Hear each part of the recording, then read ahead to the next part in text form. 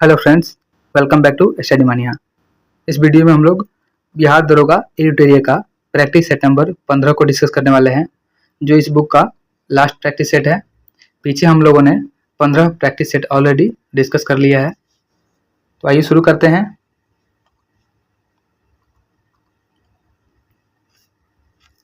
हमारा पहला क्वेश्चन है, भारत और किस देश के बीच अभ्यास वरुण का 22वां संस्करण आयोजित किया गया है? तो ये भारत और फ्रांस के बीच में किया गया है। याद रखेंगे, भारत और फ्रांस के बीच वरुण अभ्यास का 22वां संस्करण आयोजित किया गया है और यह एक नौसैनिक अभ्यास है।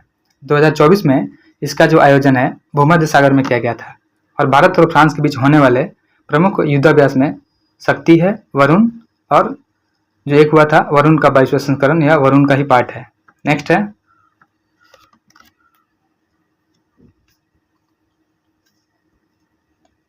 ई गवर्नेंस 2024 के लिए स्वर्ण राष्ट्रीय पुरस्कार किस मंत्रालय ने जीता है?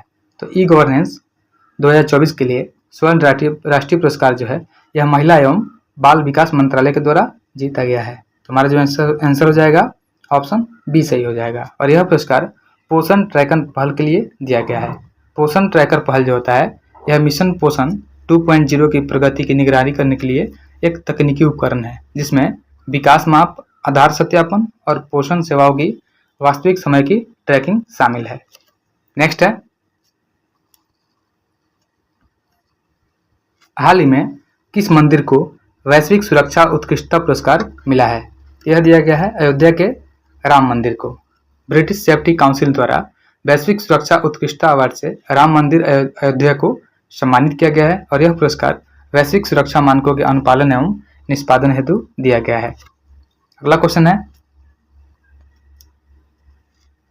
बिहार के किस जिले में निफ्ट एक्सटेंशन सेंटर खोला जाएगा? यह बेगूसराय में निफ्ट एक्सटेंशन सेंटर जो है खोला जाएगा। इसका उद्देश्य है स्थानीय कलाकारों को बढ़ावा देना और साथ ही फैशन के क्षेत्र में रुचि रखने वाले स्थानीय छात्र यहाँ प्रशिक्षण प्राप्त कर पाएंगे। बिहार के मुख्यमंत्री अभी नीतीश कुमार है और साथ ही याद रखेंगे जो राज्यपाल हैं वह मोहम्मद आरिफ खान है। नेक्स्ट है, आरबीआई के बिना गारंटी के कृषि ऋण सीमा को कितना निर्धारित किया गया है? तो यह निर्धारित किया गया है 2 लाख।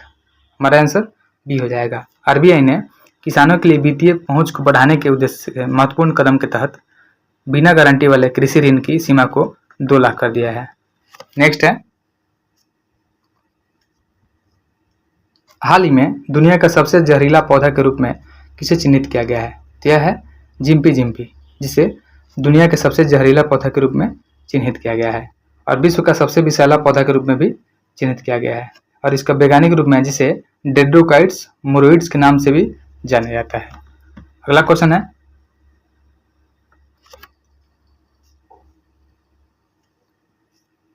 अंतर्राष्ट्रीय बौद्धिक संपदा सूचकांक 2024 में भारत की रैंक क्या है? तो अंतर्राष्ट्रीय बौद्धिक संपदा सूचकांक 2024 में भारत का रैंक जो है 42वां स्थान पर है और अंतर्राष्ट्रीय बौद्धिक संपदा सूचकांक है इसको जारी करता है यूएस चैम्बर ऑफ कॉमर्स। अंतर्राष्ट्रीय बौद्धिक संपदा सूचकांक 2024 में प्रथम स्थान पे अमेरिका रहा है, दूसरे पे इंग्लैंड और तीसरे पे फ्रांस रहा है। साथ ही भारत जो है 42वें स्थान पर रहा है। नेक्स्ट है,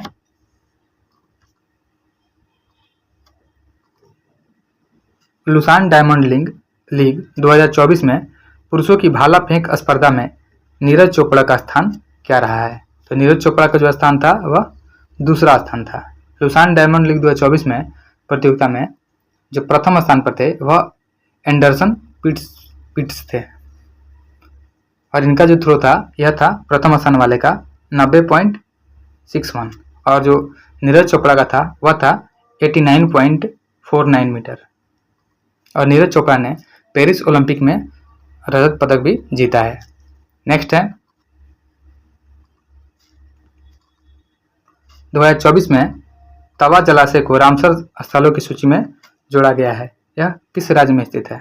तो जो तवा जलाशय है यह मध्य प्रदेश में स्थित है। हमारा आंसर बी हो जाएगा। हाल ही में तवा जलाशय जो मध्य प्रदेश में है उसको और नजरायन पक्षी अभयारण्य तमिलनाडु और काजू वैली पक्षी अभयारण्य तमिलनाडु को, तीनों को रामसर स्थल की सूची में जोड़ा गया है। और वर्तमान में तमिलनाडु में सबसे अधिक रामसर स्थल है और उसके बाद उत्तर प्रदेश दूसरे स्थान पर है। साथ ही बिहार के नागा और नकटी पक्षी अभयारण्य को भी रामसर स्थल में जोड़ा गया है। और बिहार में टोटल 3 रामसर स्थल है, याद रखना है, बिहार में टोटल 3 रामसर स्थल है। नेक्स्ट है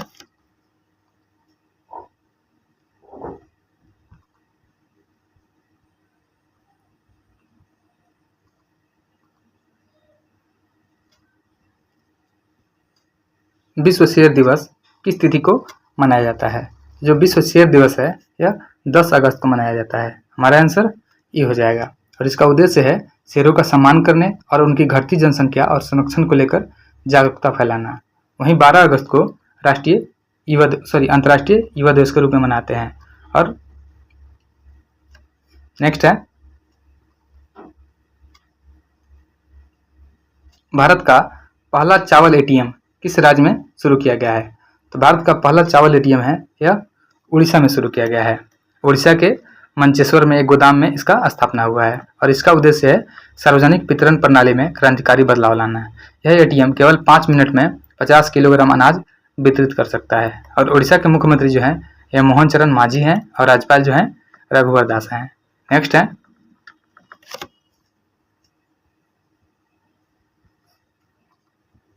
भारत का तीसरा सबसे बड़ा टाइगर रिजर्व गुरु घासीदास तमोर पिंगला टाइगर रिजर्व किस राज्य में बनाया जाएगा। तो इसे बनाया जाएगा छत्तीसगढ़ में।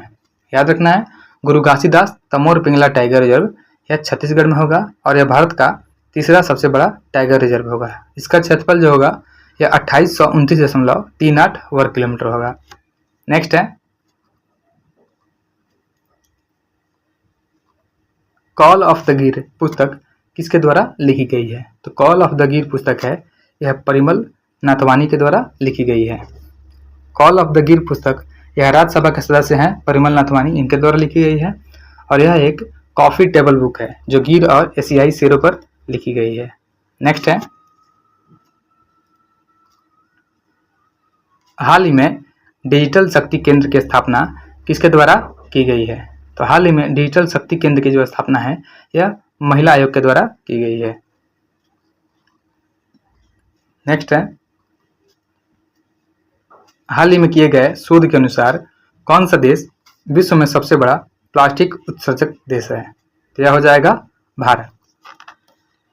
नेचर जर्नल में प्रकाशित नए शोध में कहा गया है कि भारत प्रतिवर्ष 9.3 मिलियन मैट्रिक टन प्लास्टिक उत्सर्जित करता है और भारत प्लास्टिक उत्सर्जन में विश्व में प्रथम स्थान पर है, जबकि दूसरे स्थान पे नाइजीरिया है और तीसरे स्थान पे इंडोनेशिया तथा चौथे स्थान पर चीन है। नेक्स्ट है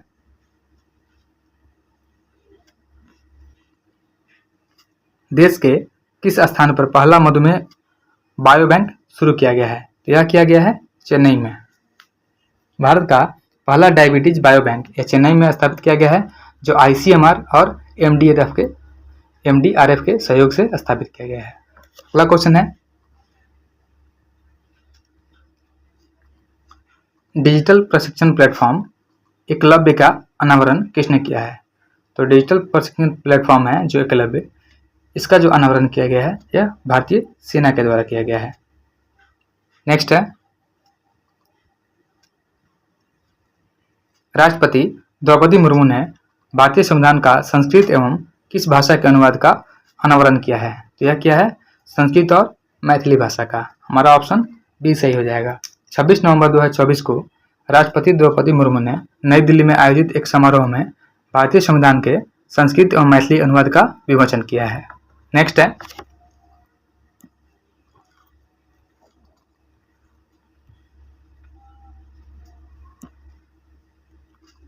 स्वच्छ वायु संरक्षण पुरस्कार 2024 में श्रेणी 1 के तहत किस शहर को शामिल नहीं किया गया है। क्या हो जाएगा झांसी। हमारा ऑप्शन डी हो जाएगा। स्वच्छ वायु संरक्षण में जो श्रेणी 1 में है उसमें 10 लाख प्लस आबादी वाले शहर हैं जैसे आगरा, जबलपुर, सूरत। और श्रेणी 2 में है 3 से लेकर के 10 लाख आबादी तक फिरोजाबाद, अमरावती, झांसी। और श्रेणी 3 में 3 लाख से कम आबादी वाले हैं रायबरेली, नलगोंडा और नालागढ़। नेक्स्ट है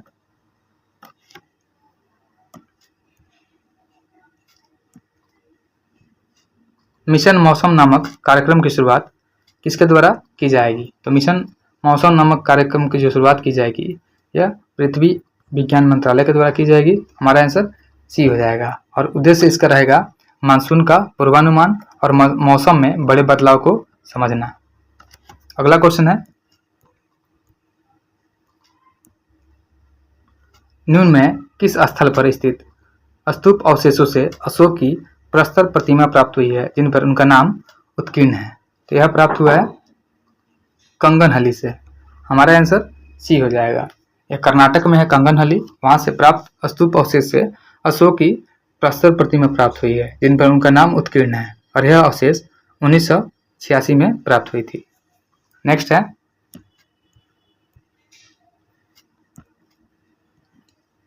ड्रेकान के कानून किस सभ्यता से संबंधित है? जो ड्रेकान के कानून है यह ग्रीस से संबंधित है। 7वीं शताब्दी ईसा पूर्व प्राचीन ग्रीस के एथेंस शहर के पहले विधायक डेक्रो ने एक नया कानून बनाया जिसे ड्रेकान कानून के नाम से जाना जाता है और यह कानून ग्रीस के सभ्यता से संबंधित था और इसी कानून के माध्यम से एथेंस में रक्त विवाद की व्यवस्था को समाप्त किया गया था। अगला क्वेश्चन है, निम्न में किसके शासनकाल में चांदी के जलाली सिक्के का निर्माण किया गया था? यह किया गया था अकबर के शासनकाल में। मुगल सम्राट अकबर के शासनकाल में प्रचलित चौकोर चांदी के सिक्के को जलाली कहा जाता था और अकबर ने ही इस सिक्के का प्रचलन करवाया था। अकबर का शासनकाल जो था यह 1556 से लेकर के 1605 ईस्वी तक था और अकबर को भारत के धर्मनिरपेक्ष शासक के रूप में जाना जाता है। नेक्स्ट है,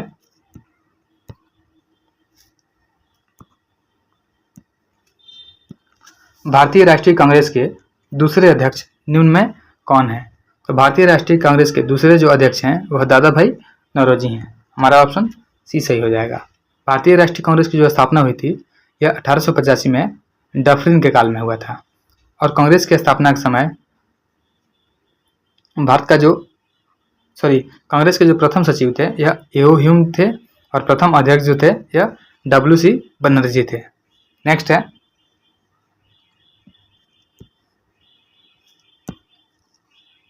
राम प्रसाद बिस्मिल संबंधित है। तो जो राम प्रसाद बिस्मिल है यह काकोरी केस से संबंधित है। हमारा ऑप्शन डी होगा।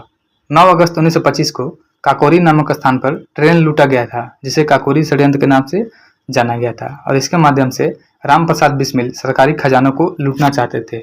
इनके साथ राजेंद्र लाहिड़ी, रोशन सिंह आदि थे जिन्हें 1927 में फांसी दिया गया था। नेक्स्ट है, ब्राह्मणों के आधिपत्य के विरुद्ध निम्न जातियों के हित के लिए किया गया प्रथम आंदोलन था। तो यह था सत्यशोधक समाज। ऑप्शन ए सही हो जाएगा। ब्राह्मणों के आधिपत्य के विरुद्ध निम्न जातियों के हितों के लिए किया गया प्रथम आंदोलन सत्यशोधक समाज था और इसका स्थापना 1873 में ज्योतिबा फूले के द्वारा किया गया था और इस समाज की स्थापना का उद्देश्य था शूद्र एवं अस्पृश्य जाति के लोगों को मुक्त करना था। नेक्स्ट है,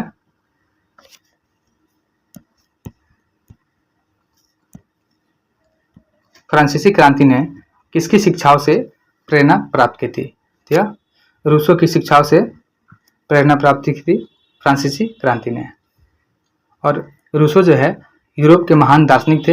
इनके राजनीतिक दर्शन में फ्रांसीसी क्रांतिकारियों को प्रभावित किया था। नेक्स्ट है,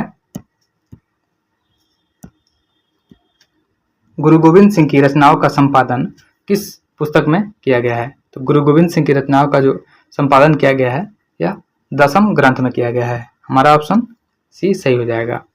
और दशम ग्रंथ सिख धर्म के अनुयायियों का धार्मिक ग्रंथ है जो पूर्ण रूप से 10वें बादशाह का ग्रंथ है और इस ग्रंथ को 10वें बादशाह का ग्रंथ के नाम से भी जाना जाता है। नेक्स्ट है,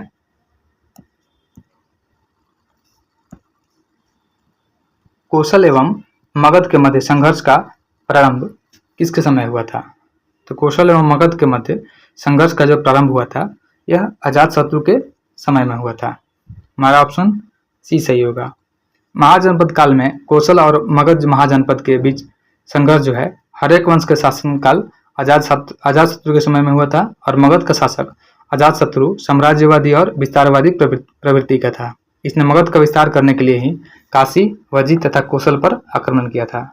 नेक्स्ट है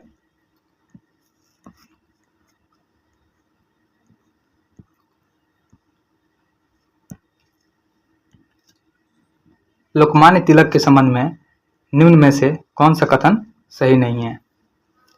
इन्होंने मराठी पत्र केसरी प्रकाशित किया था, यह सही है। वह नरमपंथी कांग्रेसी नेता थे, यह गलत हो जाएगा क्योंकि लोकमान्य तिलक जो थे यह गर्मपंथी दल से संबंधित थे। और बाल गंगाधर तिलक ने मराठी पत्रिका केसरी और अंग्रेजी पत्रिका मराठ का प्रकाशन किया था और इनके द्वारा शिवाजी महोत्सव और गणपति महोत्सव का भी शुरुआत किया गया था। याद रखना है, लोकमान्य तिलक के द्वारा शिवाजी महोत्सव और गणपति महोत्सव दोनों का शुरुआत किया गया था। नेक्स्ट है बंगाल के निम्न नवाबों का शासनकाल कालक्रम के अनुसार व्यवस्थित करें। तो सबसे पहले हो जाएगा मुर्शिद कुली खां, यह 1700 ईस्वी से 1727 तक था। अगला जो है यह शाह शुजा हो जाएगा 1727 से लेकर के 1756 तक। तीसरे नंबर पे हो जाएगा सरफराज खां जो 1739 से लेकर के 1740 तक था। और एक था अलीवर्दी खां, यह 1740 से लेकर के 1756 तक था। तो हमारा जो आंसर हो जाएगा सी हो जाएगा। नेक्स्ट है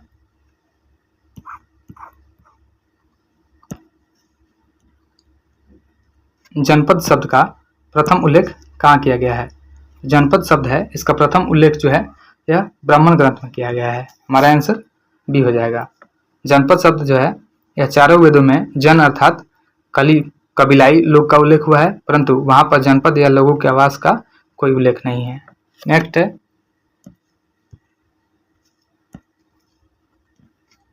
आयात प्रतिस्थापन का अर्थ है। आयात प्रतिस्थापन का अर्थ होता है अंतर्मुखी व्यापार नीति।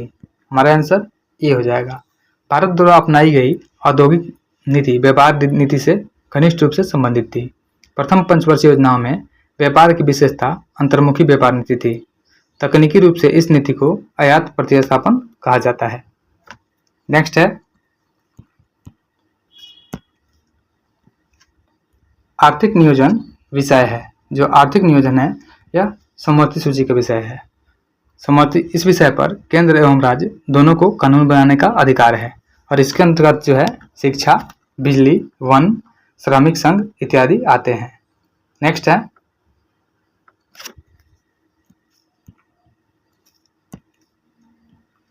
अल्पकाल में भारतीय रिजर्व बैंक जिस ब्याज दर पर व्यापारिक बैंकों को उधार देता है उसे कहा जाता है रेपो दर।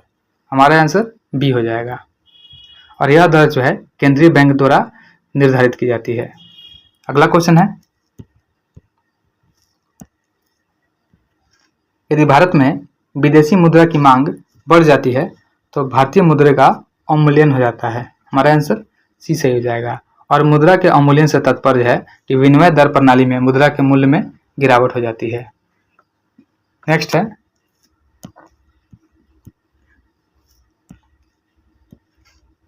भू संतुलन शब्द का प्रयोग सर्वप्रथम किसके द्वारा किया गया था। तो भू संतुलन शब्द का जो प्रयोग है सबसे पहले डटन के द्वारा किया गया था। अमेरिकी भूवैज्ञानिक है डटन, इनके द्वारा 1889 में भू संतुलन शब्द का प्रयोग किया गया। और पृथ्वी की भूपटपट्टी के सतही उच्चावच के रूप में स्थिर पठारों समुद्रों के भार के अनुसार भूपटपट्टी के नीचे स्थित चट्टानों के ऊपर संतुलन बनाए रखने की अवस्था है। नेक्स्ट है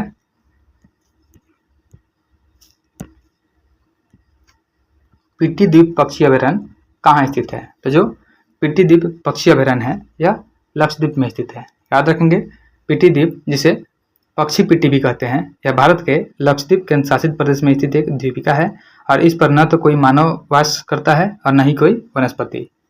नेक्स्ट है निम्न में कौन सा देश राष्ट्र संघ का सदस्य नहीं है। तो इसमें जो हो जाएगा इंग्लैंड, यह राष्ट्र संघ का सदस्य नहीं होगा। संयुक्त राष्ट्र संघ एक अंतर्राष्ट्रीय संगठन है और इसका जो स्थापना हुआ था 24 अक्टूबर को हुआ था 1945 में और इसका मुख्यालय न्यूयॉर्क में है और इसमें 5 अस्थायी सदस्य देश हैं और इंग्लैंड इसका सदस्य नहीं है। नेक्स्ट है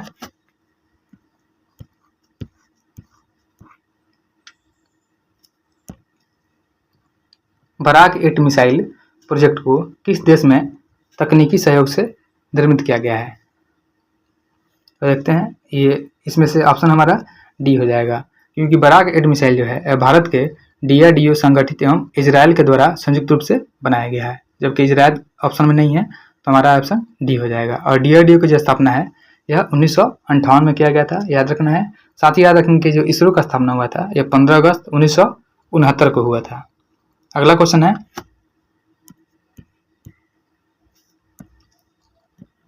निम्न में कौन एक प्राकृतिक पारितंत्र नहीं है? तो इसमें जो है बगीचा, यह प्राकृतिक पारितंत्र नहीं है। पारितंत्र जो होता है यह 2 प्रकार के कारकों से बनता है, प्राकृतिक पारितंत्र एवं कृत्रिम पारितंत्र। तथा कृत्रिम पारितंत्र यह मानव द्वारा निर्मित होते हैं और बगीचा जो है यह मानव निर्मित पारितंत्र का उदाहरण है। नेक्स्ट है,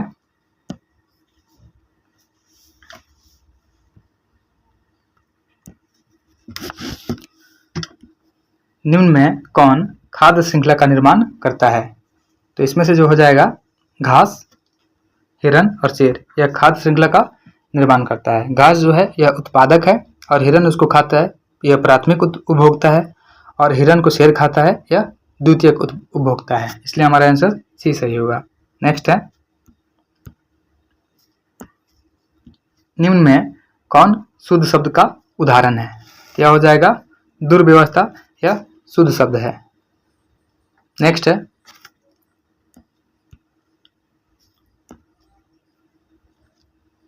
घड़ों पानी पड़ना मुहावरे का सही अर्थ है। तो घड़ों पानी पड़ने मुहावरे का सही शब्द हो जाएगा लज्जित होना, ऑप्शन ए सही होगा। नेक्स्ट है, जितेंद्रिय शब्द का सही संधि विच्छेद होगा। तो जितेंद्रिय शब्द का सही संधि विच्छेद जो होगा वह जीत प्लस इंद्रिय यानी जितेंद्रिय होगा, ऑप्शन ए सही होगा। और इसमें गुण संधि है। नेक्स्ट है, पीताम्बर में निम्न में कौन सा समास है? तो पीताम्बर में जो है बहुव्रीहि समास है, ऑप्शन डी सही होगा। पीताम्बर का मतलब है पीला है अंबर, अंबर मतलब वस्त्र, इसका मतलब होता है विष्णु या पीताम्बर, यह बहुव्रीहि समास का उदाहरण है। नेक्स्ट है,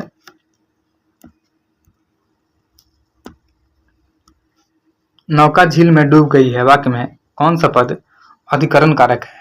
तो इसमें हो जाएगा जो झील में हो जाएगा वह अधिकरण कारक हो जाएगा। नेक्स्ट है, डिलीजेंट शब्द का समानार्थी यानी साइनोनिम क्या होगा? डिलीजेंट का साइनोनिम हो जाएगा हार्ड वर्किंग। हमारा आंसर जो हो जाएगा डी सही हो जाएगा। डिलीजेंट का मतलब परिश्रमी होता है, इसलिए ऑप्शन डी सही होगा। प्रोग्रेसिव जो दिया हुआ है इसका मतलब अग्रसर होता है, आक्रामक, और एक ब्रिलियंट का मतलब होता है मेधावी। नेक्स्ट है, I waited for him until he came, यहाँ पे V2 लाएगा, केम लाएगा, ऑप्शन ए सही होगा। नेक्स्ट है,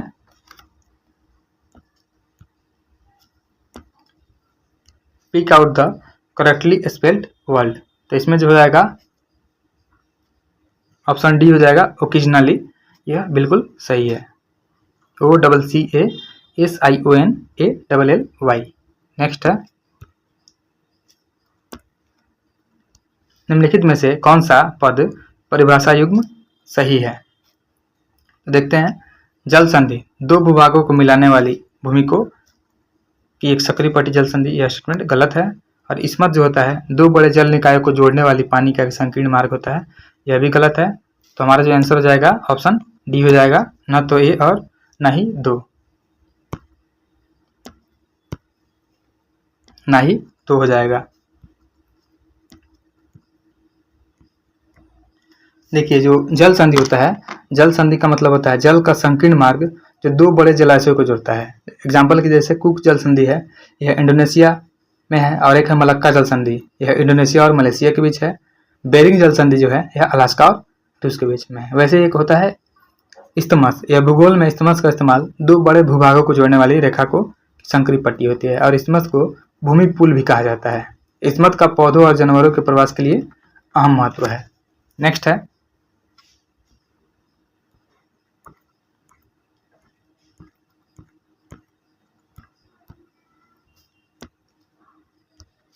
निम्नलिखित में से कौन सा वैज्ञानिक विषय पृथ्वी की स्थलाकृति विशेषताओं के विवरण और वर्गीकरण से संबंधित है? ये हो जाएगा जियोमॉर्फोलॉजी।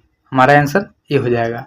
जियोमॉर्फोलॉजी मतलब होता है, इसे भू आकृति विज्ञान भी बोलते हैं, या एक्सोजेनिक यानी बहिर्जात और अंतर्जात जो होता है इंडोजेनिक बलों के कारण पृथ्वी की सतह में परिवर्तन का अध्ययन करता है, जहाँ बहिर्जात बल जो होता है पृथ्वी के वायुमंडल के भीतर उत्पन्न होने वाली बाहरी ताकतें होती है और अंतर्जाल बल पृथ्वी के भीतर उत्पन्न होने वाली आंतरिक ताकतें होती है।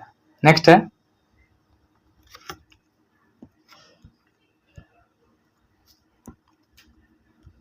निम्नलिखित में से कौन सा पर्वत भारत में लद्दाख के सियाचिन क्षेत्र के पास स्थित है? तो इसमें जो हो जाएगा K12 पर्वत, यह साल्टर पर्वतों की दूसरी सबसे ऊंची चोटी है जो लद्दाख में सियाचिन क्षेत्र में काराकोरम रेंज में एक उप श्रेणी है। तो हमारा आंसर सी हो जाएगा।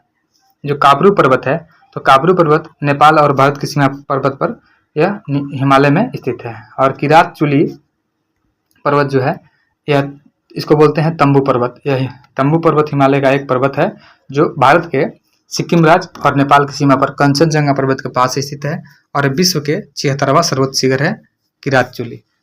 नेक्स्ट है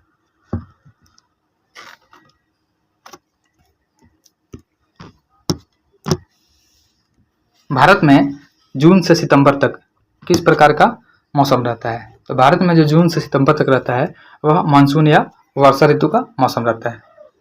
भारत के जो मौसम होते हैं, वर्षा ऋतु जो होती है यह जून से सितंबर तक होती है। शरद ऋतु जो होता है यह अक्टूबर से नवंबर तक, शीत ऋतु दिसंबर से फरवरी तक और ग्रीष्म ऋतु जो होता है यह मार्च से मई तक होता है। नेक्स्ट है भारत की जनगणना 2011 के अनुसार भारत में पुरुष साक्षरता दर कितनी है? तो हो जाएगा 82.14%। वहीं पूरे देश की साक्षरता के बारे में बात करेंगे तो वह होता है 74.4। ये होता है पूरे देश की साक्षरता दर होता है। और जो 65.46 होता है 65.46%, यह होता है महिला साक्षरता। भारत में केरल राज्य में 94% के साथ उच्चतम साक्षरता दर है। इसके बाद लक्षद्वीप है 91.85% और मिजोरम में 91.33% है। और भारत में बिहार जो है यह साक्षरता की दर में सबसे कम है, 61.8% है बिहार की साक्षरता दर। नेक्स्ट है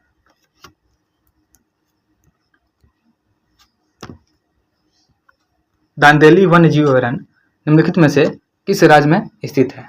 तो दांदेली वन्य जीव अभयारण्य जो है यह कर्नाटक में स्थित है। हमारा आंसर ये हो जाएगा। और साथ ही याद रखना है यह कर्नाटक का दूसरा सबसे बड़ा अभयारण्य है और यह काली नदी के तट पर स्थित है। दांडेली वन्य जीव अभयारण्य एक पक्षी देखने वालों का स्वर्ग है जिसमें पक्षियों की लगभग 200 प्रजातियां हैं जो ग्रेट हॉर्नबिल और मलाबार पाइड हॉर्नबिल के लिए सबसे प्रसिद्ध है। नेक्स्ट है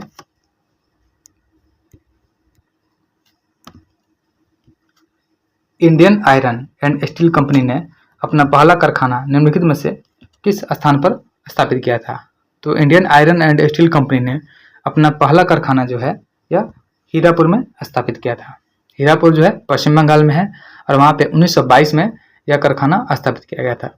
Indian iron and steel limited जो है IISCO स्टील प्लांट जो steel authority of India SAIL का एक हिस्सा है, 1918 में यह मार्टिन बर्न समूह के नेतृत्व में एक भारतीय आयरन और स्टील कंपनी के रूप में स्थापित की गई थी।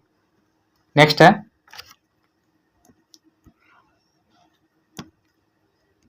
निम्नलिखित में से कौन सा कथन सत्य है? तो केरल के तटीय क्षेत्रों में दिन और रात के तापमान में बहुत कम अंतर होता है। यह स्टेटमेंट बिल्कुल सही है, तो हमारा आंसर ये हो जाएगा। नेक्स्ट है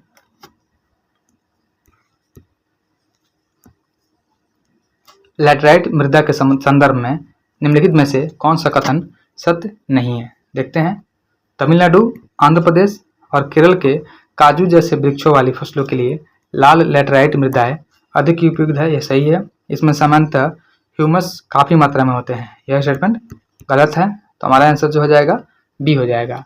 लेटराइट मिट्टी जो होती है यह लौह और एल्युमिनियम से भरपूर चट्टानों के अवशेष बनती है और उष्णकटिबंधीय और उपोष्णकटिबंधीय क्षेत्रों में पाई जाती है, जहाँ शुष्क और तट मौसम बार बार होता है, और यह मिट्टी लाल से पीले रंग की होती है। नेक्स्ट है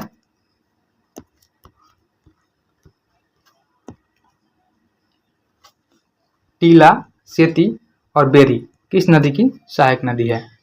जो टीला, सेती और बेरी है यह घाघरा की सहायक नदी है। हमारा आंसर सी हो जाएगा। घाघरा नदी या सरयू नदी या कर्नाली नदी यह जो है तिब्बत, नेपाल और भारत में बहने वाली एक नदी है, और यह गंगा नदी की एक प्रमुख उपनदी है, और यह दक्षिणी तिब्बत के ऊंचे शिखरों से मानसरोवर झील के समीप से निकलती है। घाघरा नदी की मुख्य सहायक नदियां है कुवाना, राप्ती, छोटी गंडक, टीला, सेती और बेरी। नेक्स्ट है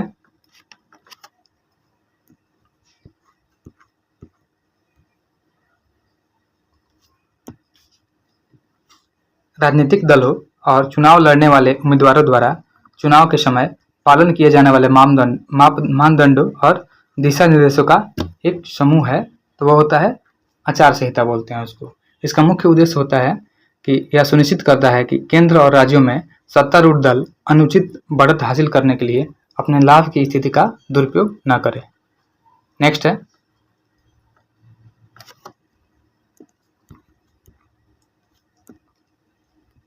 निम्नलिखित में से कौन सा एक राष्ट्रीय राजनीतिक दल नहीं है? तो इसमें जो है बहुजन समाज पार्टी यह राजनीतिक दल है, राष्ट्रीय राजनीतिक दल है।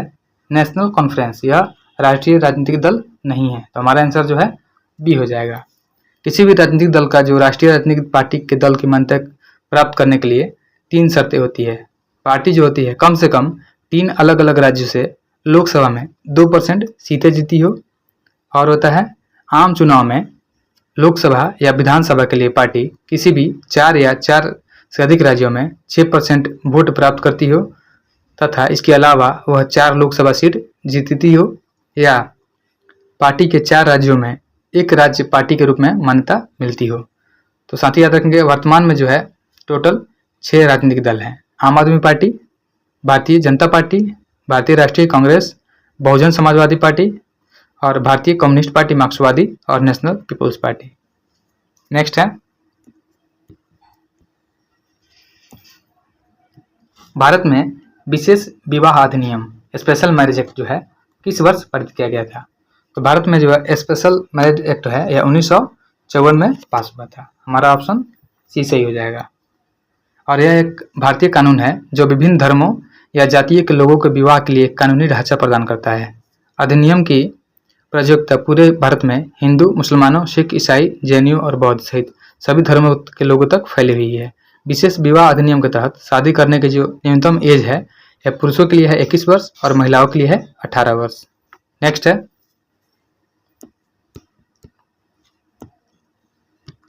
निम्नलिखित में से किसने संघीय व्यवस्था को सौदेबाजी संघवाद के रूप में वर्णित किया है? तो यह किया गया था मॉरिस जोन्स के द्वारा। संघवाद की अवधारणा जो है यह कनाडा से ली गई है, और संघीय व्यवस्था को सौदेबाजी संघवाद के रूप में मॉरिस जोन्स ने वर्णित किया है। साथ ही यह सहकारी संघवाद के रूप में ग्रैनविले ऑस्टिन ने किया है, और केंद्रीकरण की प्रवृत्ति वाला संघवाद यह आइवर जेनिंग्स के द्वारा बताया गया है। नेक्स्ट है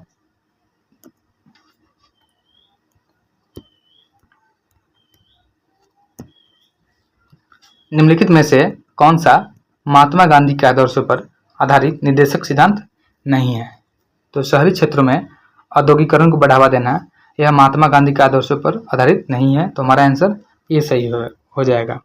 अनुच्छेद 40 जो है यह ग्राम पंचायतों का गठन कर प्रावधान करता है, जो महात्मा गांधी के आदर्शों से संबंधित है।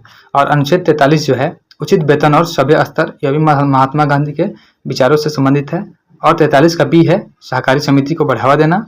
अनुच्छेद 46 जो है अनुसूचित जाति, अनुसूचित जनजाति और अन्य कमजोर वर्गों के शैक्षणिक और आर्थिक हितों को बढ़ावा देना। वहीं अनुच्छेद जो 47 है पोषण, जीवन स्तर और सार्वजनिक स्वास्थ्य से संबंधित है, जो महात्मा गांधी के आदर्शों से संबंधित है। नेक्स्ट है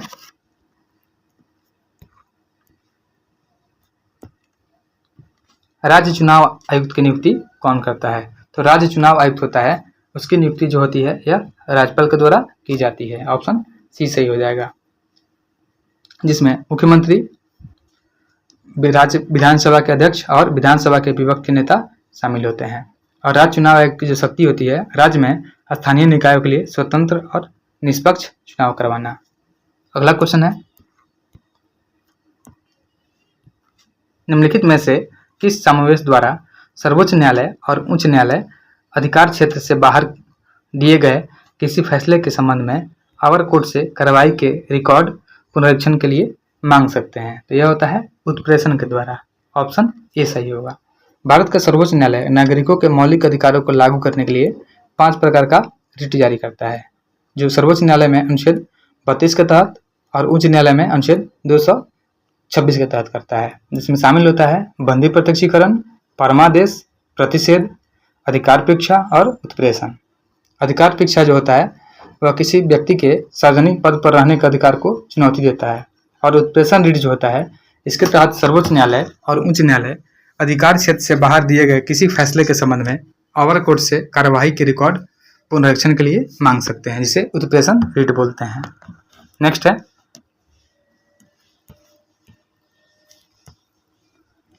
चुनावों के बाद राजनीतिक दलों द्वारा गठित गठबंधन जब कोई भी दल स्पष्ट बहुमत बनाने के लिए पर्याप्त सीटें प्राप्त करने में सक्षम नहीं होता है, उसे क्या कहा जाता है? तो इसको बोलते हैं गठबंधन। ऑप्शन डी सही होगा। गठबंधन सरकार ऐसा सरकार होता है जिसमें राजनीतिक दल सरकार बनाने के लिए सहयोग करते हैं, और विनियोग तब होता है जब किसी विशिष्ट और विशेष उद्देश्य या उद्देश्यों के लिए धन को अलग रखा जाता है। और जो 17वां होता है, तो 17वां का अर्थ होता है अनुच्छेद 85(2) के अकॉर्डिंग कि राष्ट्रपति द्वारा दिए गए आदेश द्वारा सदन के एक सत्र की समाप्ति। और निष्ठा होता है, निष्ठा का मतलब होता है वह बंधन जो एक व्यक्ति को दूसरे व्यक्ति या संस्था से बांधता है। नेक्स्ट है,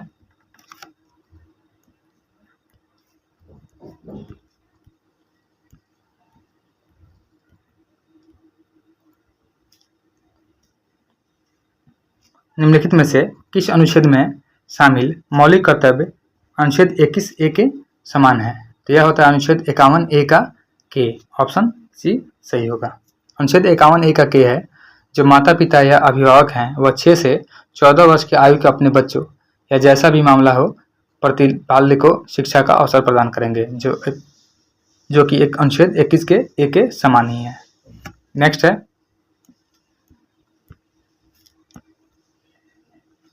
गणतंत्र दिवस समारोह के समापन को चिन्हित करने वाला समारोह कौन सा है? तो यह हो जाएगा बीटिंग रिट्रीट समारोह। हमारा आंसर ई हो जाएगा। गणतंत्र दिवस समारोह को मुख्य 3 रूप में भागा जाता है, 3 भाग में बांटा जाता है। गणतंत्र दिवस परेड, और एक दूसरा होता है बीटिंग रिट्रीट होता है, और उसके बाद पुरस्कार वितरण होता है। गणतंत्र दिवस 26 जनवरी 1950 को भारत के संविधान की शुरुआत का प्रतीक है, और उद्घाटन समारोह इंडिया गेट पर अमर जवान ज्योति पर माल्यार्पण के साथ शुरू हुआ था। नेक्स्ट है,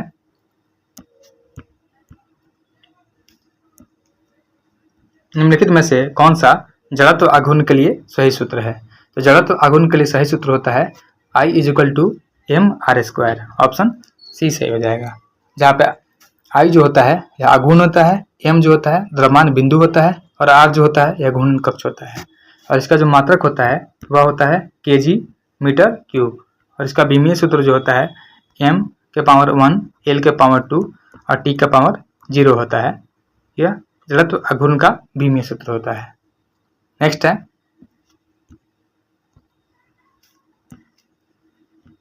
निम्नलिखित में से किस भौतिक इकाई को क्षेत्र की तीव्रता के रूप में परिभाषित किया गया है जो चालक के प्रति एम्पियर मीटर 1 न्यूटन बल उत्पन्न करता है? क्या होता है? टेस्ला। हमारा ऑप्शन सी सही हो जाएगा। टेस्ला जो होता है एक चुंबकीय फ्लक्स घनत्व का व्युत्क्रम मात्रक है, जो चुंबकीय क्षेत्र की तीव्रता का प्रतिनिधित्व करता है, जिसे आमतौर पर माइक्रो टेस्ला में व्यक्त किया जाता है, और यह एक प्रति वेबर प्रति मीटर के बराबर होता है। नेक्स्ट है, एक सरल लोलक पेंडुलम जो होता है में धातु की एक छोटी गेंद या पत्थर का एक टुकड़ा होता है, जिसे एक कठोर स्टैंड से एक धागे से लटकाया जाता है। तो धातु की गेंद को लोलक को क्या कहा जाता है? तो इसको जो बोलते हैं बॉब बोलते हैं। याद रखेंगे, इसे बॉब बोलते हैं। नेक्स्ट है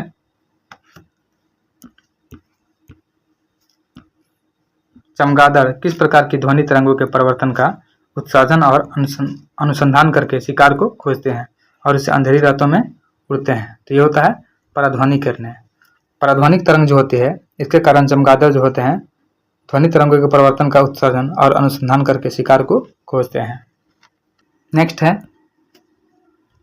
एक आवेशित वस्तु द्वारा किसी दूसरी आवेशित वस्तु अथवा अनावेशित वस्तु पर लगाया गया बल क्या कहलाता है? इसको बोलते हैं स्थिर वैद्युत बल बोलते हैं। हमारा ऑप्शन सी सही हो जाएगा। स्थिर वैद्युत बल जो होता है यह दो आवेशित कणों के बीच, यह बल आवेशों के गुणनफल के अनुक्रमणपाती तथा कणों के बीच के दूरी के व्युत्क्रमणपाती होता है। नेक्स्ट है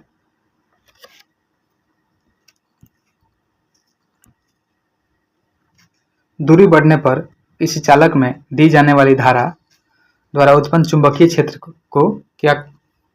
का क्या होता है? तो यह घट जाता है। हमारा ऑप्शन ए सही होगा।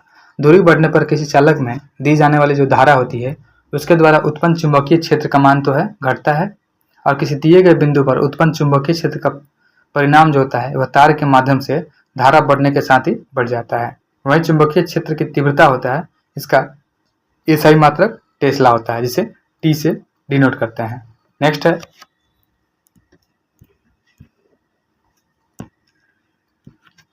कौन सी घटना एक माध्यम के अणुओं द्वारा प्रकाश के प्रकीर्णन से संबंधित है जब वे कंपन ऊर्जा स्तरों तक उत्तेजित होते हैं? ये हो जाएगा रमन इफेक्ट।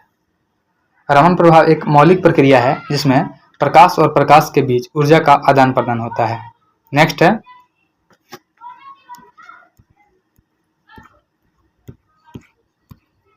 निम्नलिखित में से इसका उपयोग कांच से हरे रंग को हटाने के लिए किया जाता है? तो हमारे ऑप्शन ए हो जाएगा मैंगनीज डाइऑक्साइड। लोहे की उपस्थिति के परिणाम स्वरूप कांच से हरे रंग को हटाने के लिए मैंगनीज डाइऑक्साइड का उपयोग करके सोडियम परमैंगनेट का उत्पादन किया जाता है। नेक्स्ट है निम्नलिखित में से किस प्रक्रिया में एक ठोस पदार्थ ताप द्वारा वाष्पित होता है और वाष्प को ठंडी सतह पर ठोस में वापस संघनित किया जाता है? तो यह होता है ऊर्ध्वपातन होता है। ऊर्ध्वपातन एक ऐसी प्रक्रिया है जिसमें एक ठोस पदार्थ द्वारा ताप द्वारा वाष्पित होता है और वाष्प को ठंडी सतह पर ठोस में वापस में संघनित किया जाता है, इसे ऊर्ध्वपातन प्रक्रिया बोलते हैं। और जो संघनन होता है यह निम्न ताप पर ठंडा करने पर पदार्थ गैस से द्रव अवस्था में चेंज हो जाता है। नेक्स्ट है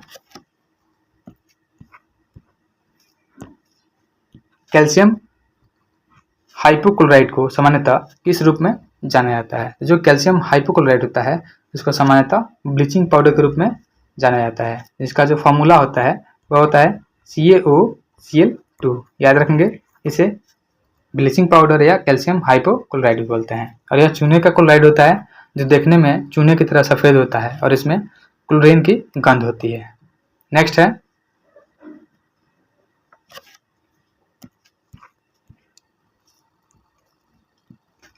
गर्म जल प्रदूषक हो सकता है यदि वह निम्न से प्राप्त होता है। गर्म जल का झरना यह नहीं होगा, यह बिजली संयंत्र से प्राप्त होगा और एक उद्योग से प्राप्त होगा, तो यह प्रदूषक हो सकता है। ऑप्शन सी सही हो जाएगा। यदि बिजली संयंत्र या उद्योग से आता है तो गर्म पानी प्रदूषक हो सकता है। यह जलाशय के तापमान को बढ़ाता है और पौधों और जीवों को नुकसान भी पहुंचाता है। नेक्स्ट है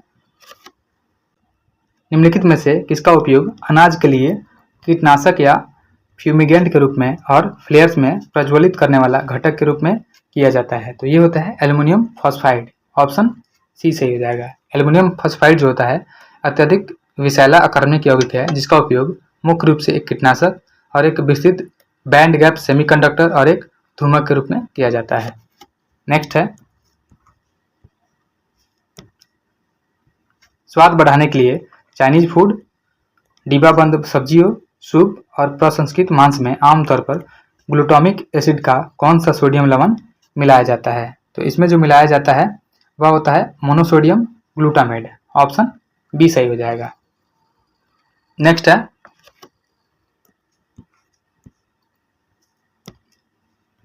मिश्रण के संदर्भ में निम्नलिखित में से कौन सा कथन सत्य नहीं है। देखते हैं, कोलाइड एक विषमांगी मिश्रण है जिसमें कणों का आकार बड़ा होता है। यह स्टेटमेंट गलत होगा, यानी हमारा आंसर यही सही हो जाएगा। कोलाइडी विषमांगी मिश्रण होते हैं जो निलंबन की तरह व्यवस्थित नहीं होते हैं, लेकिन वास्तविक विलयन भी नहीं होते हैं। कोलाइडी को परिक्षिप्त प्रावस्था में परिक्षेपण माध्यम की स्थिति के अनुसार वर्गीकृत किया जाता है। एग्जाम्पल के तौर पे होता है साबुन की झाग, बादल, धुंध, कोहरा, दूध, क्रीम, जेली इत्यादि। नेक्स्ट है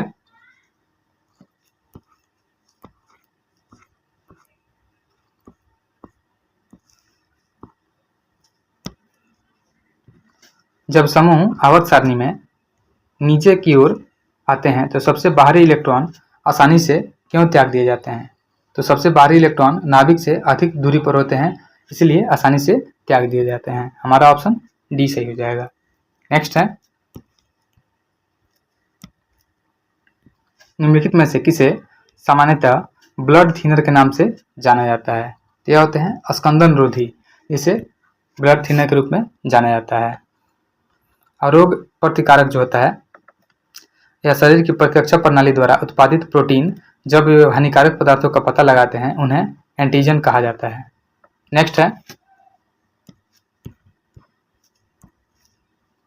निम्नलिखित में से कौन ताजे पानी के तालाबों, झीलों और दलदलों में पाए जाने वाले जंतुओं का संघ है जिसमें गति हेतु सूक या पैरापोडिया होती है। तो इसे ये होता है एनेलिडा।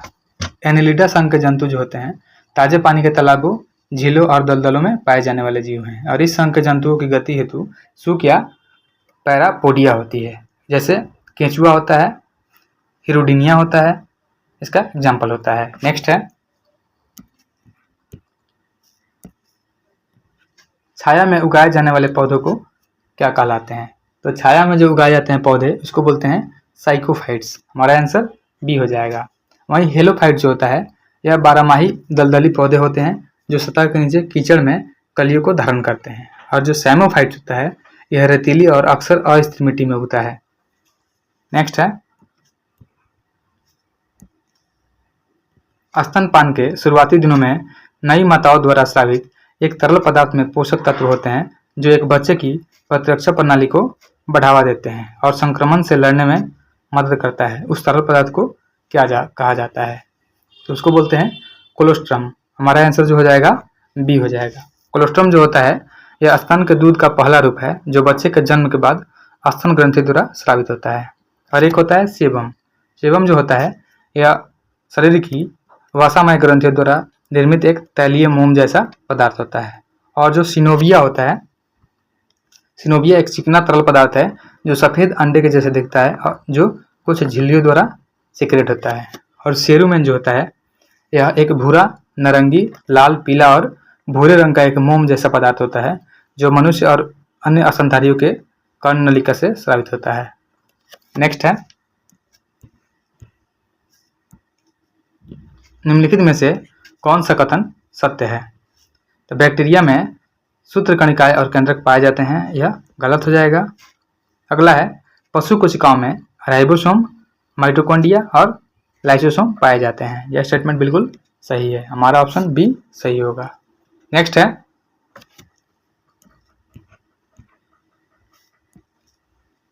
कोशिका में तारक केंद्रक का मुख्य कार्य क्या है। तो कोशिका में तारक केंद्रक का जो मुख्य कार्य होता है यह पशु कोशिका में कोशिका विभाजन में सहायता करना होता है। हमारा ऑप्शन सी सही हो जाएगा। नेक्स्ट है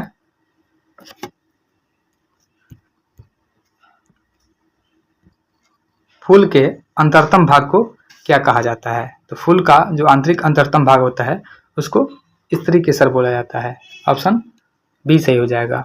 और स्त्री केसर फूल का मादा प्रजनन भाग है। इसके 3 भाग होते हैं, वर्तिकाग्र, वर्तिका और अंडाशय। नेक्स्ट है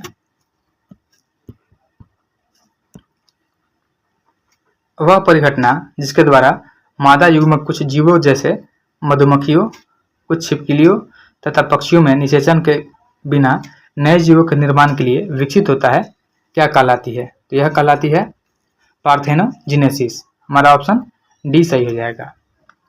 नेक्स्ट है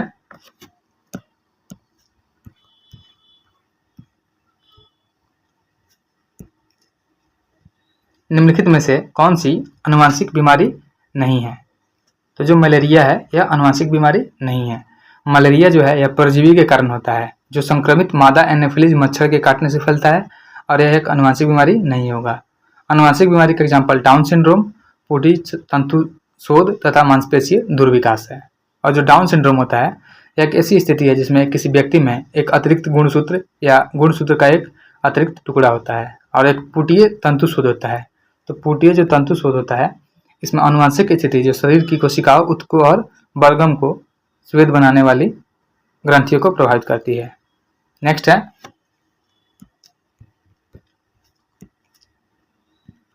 आयरन, आयोडीन और जिंक को निम्नलिखित में से क्या माना जा सकता है? तो जो आयरन, आयोडीन और जिंक है इन्हें सूक्ष्म पोषक तत्व माना जा सकता है। ऑप्शन बी सही हो जाएगा। जिनके वृद्धि और विकास के लिए शरीर को कम मात्रा में आवश्यकता होती है, और ये विटामिन और खनिज है, जैसे iron, zinc, vitamin A, D, E के इत्यादि। और सूक्ष्म पोषक तत्वों का जो अवशोषण होता है यह छोटी आंत में होता है। साथ ही याद रखेंगे कि विटामिन जो है ऊर्जा उत्पादन, प्रतिरक्षा, रक्त के थक्के जमने और दूसरे कामों के लिए जरूरी होते हैं। और सूक्ष्म पोषक तत्वों की कमी से बच्चों में बौनापन हो सकता है।